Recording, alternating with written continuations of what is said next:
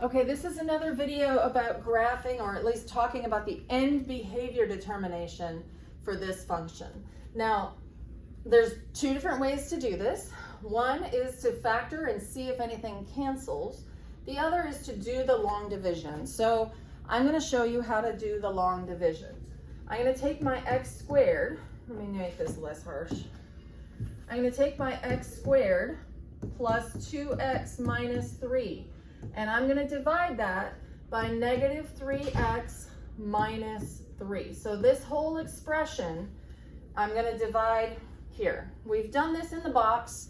Feel free to do the box to double check what you get. It's really fine. You should be able to get the same thing from the box division as from this one. But the division algorithm says, what do I multiply by negative 3x to get close to x squared? And it's going to have to be negative 1/3 x. So negative 1/3 times negative 3 gives me a positive 1. And then x times x gives me the x squared. Hooray! Now the other thing I have to do is not just multiply by this, but distribute it to this negative 3. When I multiply negative 3 by negative 1/3, I get 1 and then times x, 1x. So this is what I got. They're both positive because I multiplied both of that negative by negatives.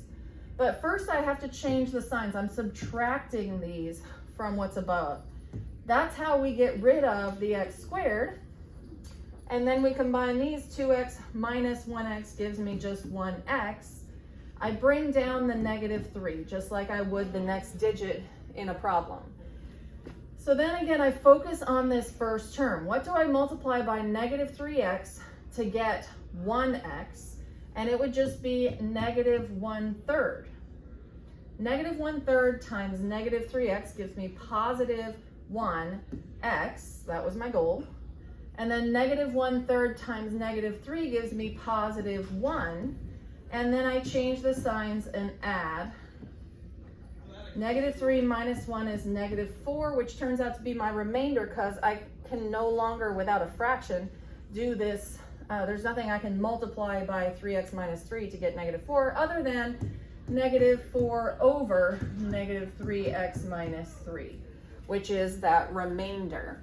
Now, when x gets very large, this goes to 0 because 4 divided by infinity is essentially 0.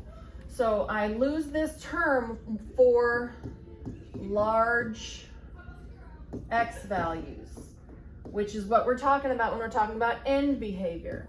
So the function has a slant asymptote of negative 1/3 x minus 1/3. So minus 1/3 is my intercept, and a slope of negative 1/3 will put me here and here. Come back this way, and I'm here, and I'm here, and then I connect those dots. Now this is an asymptote, it's not the function, so it's a dotted line. Oop. Right? And I label it y equals negative 1/3 x minus 1/3. Now, if I graph the rest of this function, it actually doesn't matter what's going on in here. This has no bearing on what's going on near 0. It just tells me where the function approaches as I leave the graph. So I still need to do the factoring to sort of figure out other key things like the zeros and any vertical asymptotes. So I still need to factor this to graph the rest of it. All I've determined so far is the end behavior. And it is a slant asymptote. As your book chapter says, because the degree of the top is 1 more than the degree of the bottom. Yes. If the degree of the top was 2 more than the degree of the bottom, it would be a quadratic asymptote, which is not, I mean, it's funny. It looks like a quadratic. We've seen that in the slides. So, factoring this, I'm going to get x plus 3 times x minus 1 Is that right? Yeah, that works. And then I'm going to factor my GCF of -3 out here to get x plus 1. Yep. So nothing cancels. So there are no holes. The only problem I have with the domain is that x cannot be -1.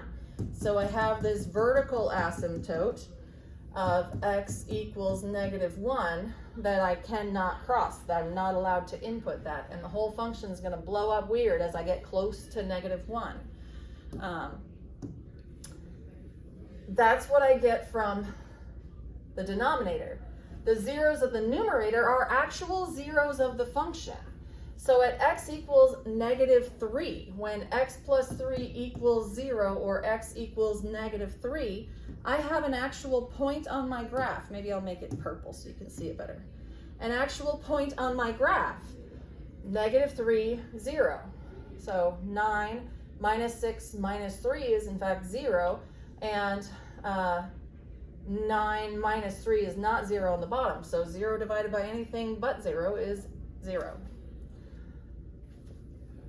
The other 0 will be when x equals a positive 1. So I also have a point on my curve here. Now these points are helpful because I've also got guidelines. I know that my function will approach this asymptote as it leaves the graph, and I know that it cannot cross this asymptote ever. So that's the only way my arrows can go, to stay inside the lines basically.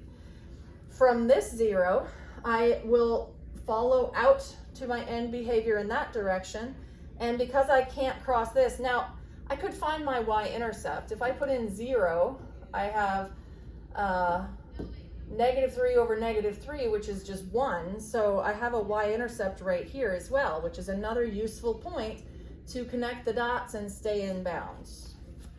And that turns out to be my function. There's the VA of x equals -1, there's no holes, the zeros are -3 and +1, slant asymptote end behavior is that, so hopefully that helps.